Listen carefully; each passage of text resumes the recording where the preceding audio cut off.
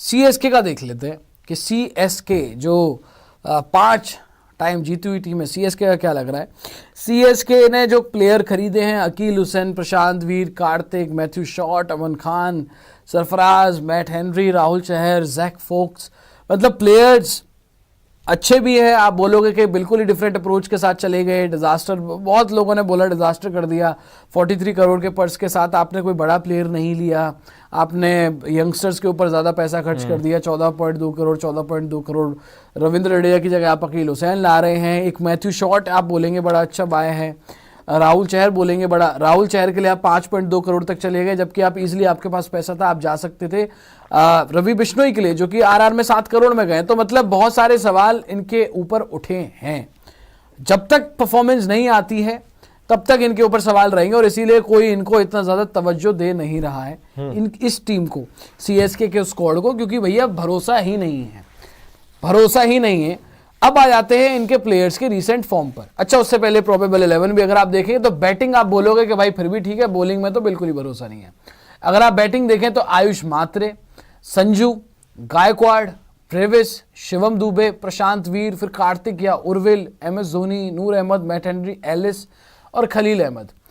मतलब बॉलिंग अगर आप देखेंगे तो कहेंगे आप कि हाँ भाई कि ठीक ही है, मतलब Matt Henry, Nathan Ellis unproven type है, मतलब वर्ल्ड क्रिकेट में भले ही किया है, आईपीएल में तो ना एलिस ना हेनरी। फिर इनके पास बैकअप में कंबोज है।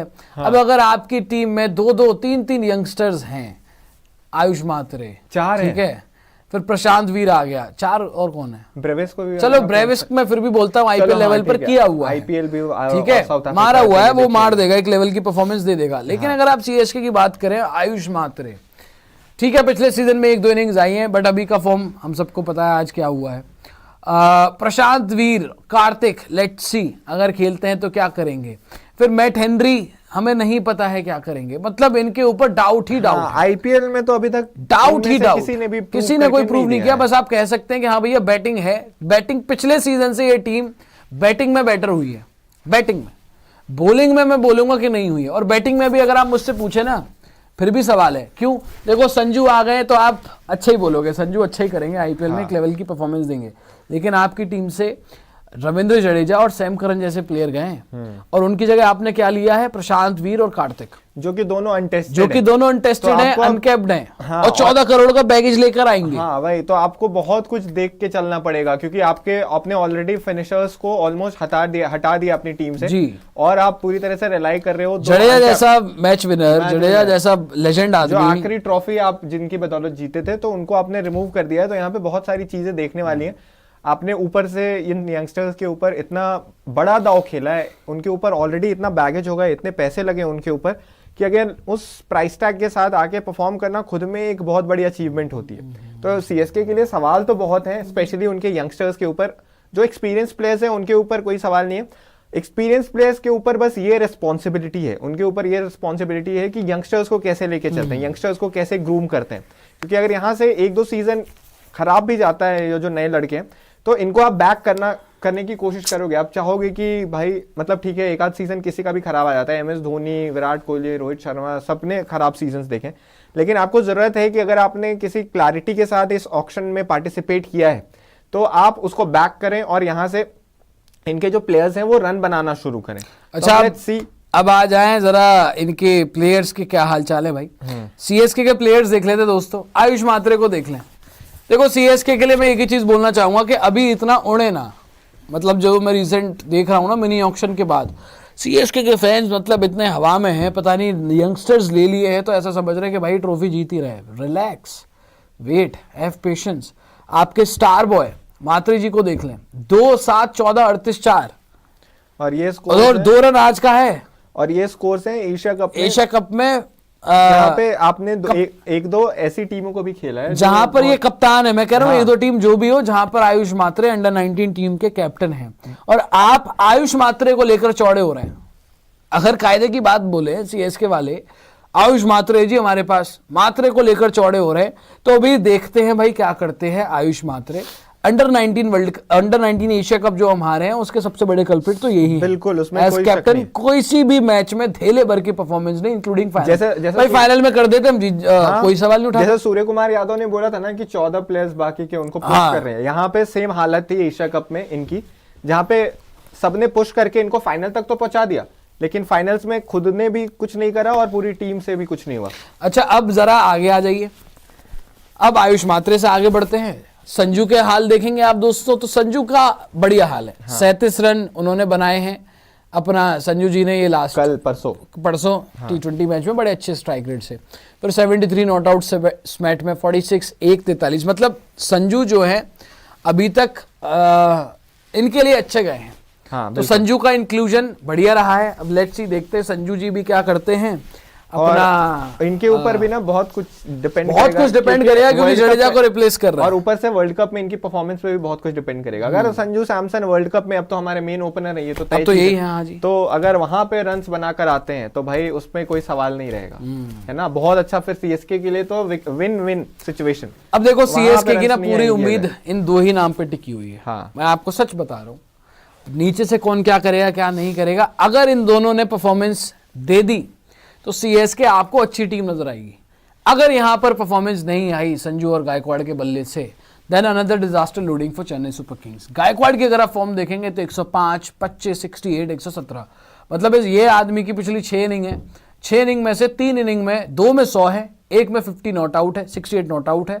मतलब 6 में से ये इंसान 3 इनिंग में तो बाय फार बहुत आगे है। 2 में तो 100 ही मार दिया, मतलब सुपीरियर फॉर्म में। और इंडिया के लिए मौका मिला, इंडिया के लिए भी 100 मार दिया भाई। आपने इनका नॉक देखा होगा तो इतने हाई ऑन कॉन्फिडेंस, इतनी बेहतरीन शॉट्स इन्होंने खेली उस पूरे इनिंग में। अगर आप बात करें तो इनके फॉर्म के ऊपर कोई सवाल नहीं है। इन्होंने इनफैक्ट जब हम बात करते हैं ना दरवाजे को ब्रेक करके टीम में आना, इन्होंने एक्चुअली दरवाजे को तोड़ा है और टीम में आए हैं। क्योंकि क्या तोड़ा है? हाँ वही तो, कहीं नजर नहीं आ रहे थे, दूर दूर तक हमेशा हर यंगस्टर की बात होती थी कि जायसवाल अच्छा कर रहे हैं, गिल अच्छा कर रहे हैं, लेकिन इनके ऊपर हमेशा वो सवाल रहता था। लेकिन इन्होंने actually out of nowhere South Africa A और ऑस्ट्रेलिया ए वगैरह के अगेंस्ट परफॉर्म करके बैक टू बैक वहां पे 4 या 5 प्लेयर ऑफ द मैच जीते थे। हाँ, उसके बाद जो इनको मौका मिला, हमेशा ये भी बोला जाता था कि इनके डोमेस्टिक में तो रन आते हैं लेकिन इंटरनेशनल क्रिकेट को अभी तक क्रैक नहीं किया। इंद्रनील जी, सवाल पता क्या है? गायकवाड़ के सबसे बेस्ट रन जरूर हैं इन सीएसके की टीम के लिए, लेकिन गायकवाड़ के ऊपर यह सवाल है कि एज कैप्टन कभी भी 180 प्लस के रन चेज में उन्होंने कुछ उखाड़ा ही नहीं है। एज कैप्टन नहीं, एज प्लेयर 180 प्लस का रन चेज अगर सीएसके के सामने है और गायकवाड़ खेल रहा है तो मतलब भूल जाओ, आज तक नहीं हुआ, कभी नहीं हुआ। पहला तो ये सवाल। दूसरा, गायकवाड़ के ऊपर सवाल है कि भैया एज कैप्टन कब परफॉर्मेंस दोगे? यहाँ तो चलो रनों की बात हो गई, एज प्लेयर ओवरऑल उसमें सब कुछ पूरा करियर आ गया T20 का, आईपीएल का, भैया परफॉर्मेंस कब दोगे एज कैप्टन? पहला सीजन डिजास्टर, रन बनाए थे 2024 वाले में, लेकिन जो सबसे बड़ा मैच था जो आपको जीतना था अगेंस्ट आरसीबी, जहां से आरसीबी वर्सेस सीएसके हुआ, वहां पर भाई साहब मैक्सवेल पर पहले ही ओवर में पहली बॉल पर वो भेड़ा शॉट खेलकर, गंदा शॉट खेलकर पहले ही ओवर में भाई साहब मैक्सवेल पर आउट होकर चले गए ऋतुराज गायकवाड़ जी। उसके बाद आप देख लें, इस सीजन तो इंजर्ड हो गए लेकिन शुरुआत में परफॉर्मेंस दी आई। Gaikwad as captain for CSK आप देखेंगे 19 मैच 8 जीते हैं, 11 हारे हैं, विनिंग परसेंट है 42% की। तो मतलब बहुत कुछ प्रूव करना है ऋतुराज गायकवाड़ को। और अब पता है एक्स्ट्रा प्रेशर भी है, एक्स्ट्रा प्रेशर है क्योंकि टीम में संजू आ गए हैं। नो डाउट संजू ने आईपीएल नहीं जीता है, बट ही हैज बीन वो संजू आईपीएल का वो कप्तान रहा है जिसने अपनी कप्तानी में फाइनल खेला है, जो गायकवाड़ नहीं खेल पाए।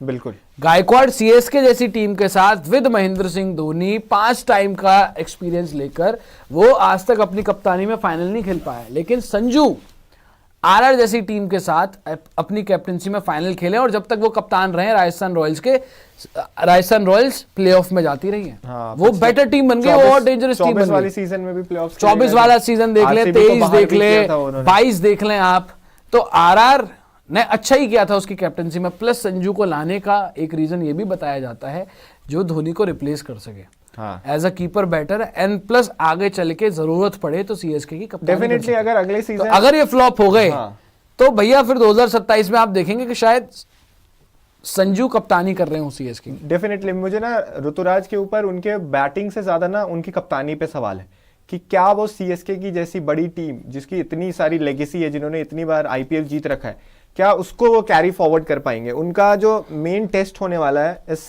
पूरे सीजन में, अगले सीजन में 26 वाले सीजन में, वो इसका टेस्ट होगा कि क्या ये एज अ कैप्टन टीम को। विपुल रावत जी, जो आप कह रहे हैं ना आयुष मात्रे के ओडीआई स्कोर्स हैं, यस डेफिनेटली ओडीआई स्कोर है, लेकिन हमने बाकी सारे प्लेयर्स के भी ऐसे ही देखे। हाँ, मिक्स है रिसेंट वो। टाइम वो सब मिक्स है, हम सिर्फ पर्टिकुलर टी20 की बात नहीं कर रहे, लेकिन रिसेंट टाइम में क्या फॉर्म है भाई प्लेयर्स का, हम वो देख रहे हैं। ऐसे तो रोहित विराट के भी ओडीआई के स्कोर है, बट दे आर परफॉर्मिंग।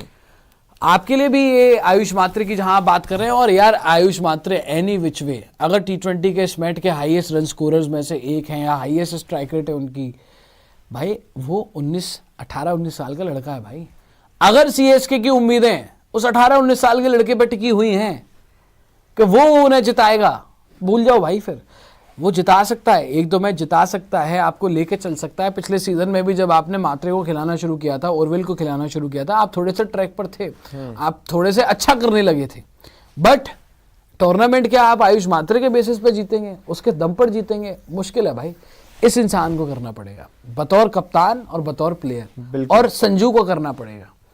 अब इनको देख लीजिए, एक आयुष मात्रे के दम पर ही उछलते हैं, दूसरे ब्रेविस के दम पर उछलते हैं। ब्रेविस की फॉर्म देखो, पूरा डिजास्टर इस टी20 सीरीज में देखा है, डिजास्टर। मतलब मैं तो खुद ब्रेविस का इतना बड़ा फैन हूं कि मैं चाहता था साउथ अफ्रीका हारे, लेकिन ब्रेविस स्कोर करके जाए।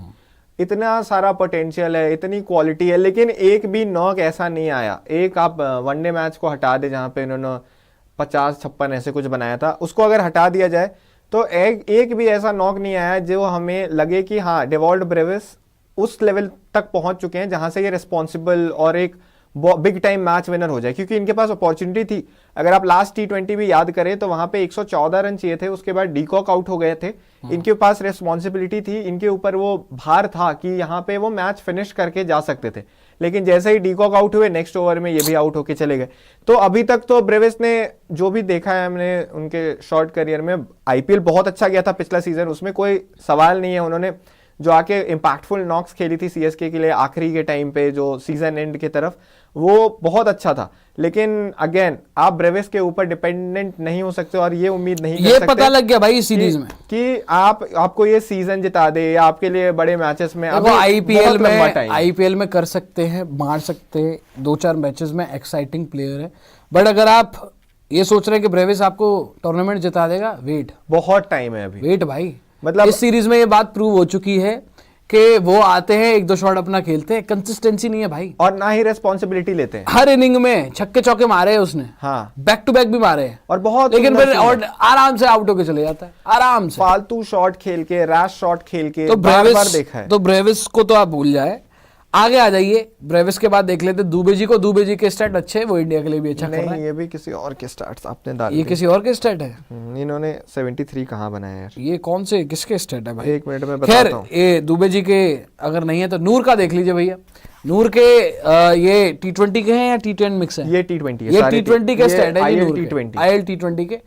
18 run 2 wicket, 21 run 1 wicket, 22 run 2 wicket, 31 run कोई विकेट नहीं। नूर अहमद इनके लिए पिछले सीजन भी बहुत अच्छा कर गया था, हाँ। और इस सीजन भी अच्छा ही करेगा। नूर अहमद ने तो भैया बड़ा अच्छा ही किया है इनके लिए। आईएल टी20 में भी एज अ स्पिनर बहुत अच्छे आंकड़े। और यार चेन्नई के ट्रैक के ऊपर, चेन्नई के पिच के ऊपर आपको इनके ऊपर कोई सवाल नहीं है। ये आपके लिए विकेटें निकाल कर देंगे, और विकेटें नहीं भी निकाल कर देंगे तो बहुत रेयर होता है कि नूर अहमद का ऑफ डे है और इनको बहुत मार पड़ जाए, कोई सवाल वो नहीं होता। तो एक तो आपके पास एक क्वालिटी स्पिनर है, आइए जरा, ये आपके लिए विन विन सिचुएशन है। आगे हम देख लेते हैं और कौन है दूसरे बॉलर है इनके। नेथन एलिस का दिखा दें आप। नेथन एलिस के देखेंगे, ये मेरे ख्याल से इंडिया वाली सीरीज है। नहीं, ये इंडिया वाली सीरीज है। ये आखिरी के 2-4 मैचेस जो है ना ऊपर वाले, ये अभी बीबीएल के। लेकिन नेथन एलिस को भी देखोगे भाई अच्छा कर रहा है। 21 में 3, 12-0, 37-2, 39-28, मतलब बहुत इकोनॉमिकल। अगर आप देखेंगे तो रिसेंट बीबीएल के मैचेस में नहीं रहे हैं, रन्स लीक किए हैं। तो मतलब नेथन एलिस को लेकर जो ये चौड़े हो रहे हैं कि भाई डेथ में हमारे पास नेथन एलिस है, उसको भी देखना पड़ेगा भाई। और अगेन आपने जो भी देखा है नेथन एलिस को करते हुए, आईपीएल में थोड़ा बहुत नहीं किया था उन्होंने पंजाब में, लेकिन ओवरऑल आपने नेथन एलिस को पिछले सीजन टीम में रखा, मैच खिलाया एक, तो नेथन एलिस ने अभी तक इंडिया के अंदर खेलते हुए अभी तक अपने आप को प्रूव नहीं किया है। चेन्नई में स्लो पिचेस में वो कैसा ओवरऑल करते हैं। इंद्रनील सीएसके के ऊपर है सवाल। आ जाइए, अब वापस आ हाँ, जाइए। कोई शक नहीं है उसमें। सीएसके के ऊपर है बहुत बड़ा सवाल, क्वेश्चन मार्क। ओवरऑल हमने मुंबई के प्लेयर्स के स्टैट देखे, उनके लिए ऐसे हमने किया था, मतलब बेस्ट, बहुत बढ़िया। हमने आरसीबी के प्लेयर्स के स्टैट देखे, उनको भी आप बेस्ट कर सकते हो, बट उनके कुछ प्लेयर्स के स्टैट्स खराब हैं। उन वहां पर मुंबई के सारे प्लेयर्स हिट थे, आरसीबी में 2-4 प्लेयर थे, 2-3 प्लेयर थे। आरसीबी के लिए चले आप थम्स अप कर दें कि कोई नहीं, फॉर्म में है, रन बना लेंगे, टाइटल डिफेंड कर सकते हैं, प्लेऑफ की टीम है। सीएसके तो के लिए तो ये है, ना तो प्लेऑफ की टीम लग रही है, ना सिवाय संजू और गायकवाड़ के कोई भी फॉर्म में नजर नहीं आ रहा। नूर अपना ले दे के थोड़ा बहुत अच्छा कर रहा है, कोई भी फॉर्म में नहीं आ रहा। जिन यंगस्टर्स के ऊपर उछल रहे हैं, मतलब मात्रे, ब्रेविस, अभी हमने हाल देख ली। दुबे जी तो अच्छा ही करते हैं, हालांकि पिछला सीजन दुबे जी का बहुत खराब था, बहुत ऑर्डिनरी सीजन मतलब था, आईपीएल बट इंडिया के लिए उन्होंने अच्छा किया इंडिया के लिए उन्होंने किया है, उसमें कोई शक नहीं है। लेकिन अगेन अगर आप ये बोल रहे हैं कि वो कंसिस्टेंटली कर रहे हैं, हाँ, इंडिया के लिए भी कंसिस्टेंटली इंडिया के लिए यार देखो, बड़े मैचेस में हो रहा है। आपकी यार गलतियां भी बहुत है। हाँ, उसको 3 पे भेज दोगे, कभी उसको भेजोगे ही नहीं, कभी 8 पे, कभी उससे ऊपर हर्षित राणा चले जाएगा, तो शिवम दुबे कहां से आपके लिए स्कोर करेंगे यार। तो बट उनकी क्वालिटी पे कोई शक उनकी क्वालिटी पे, उनके वर्क पे कोई काम नहीं है। इंडिया के लिए one of the best players में से एक है भाई शिवम दुबे, और इंपॉर्टेंट खिलाड़ियों में से एक है, चाहे विद द बॉल या विद द बैट। तो सवाल इन तीनों ही टीम में सीएसके के ऊपर है। तो मुंबई और आरसीबी तो लग रहे हैं भाई प्लेऑफ वाली टीम, फाइनल वाली टीम लग रही है दोनों, सीएसके भी नहीं लग रही है।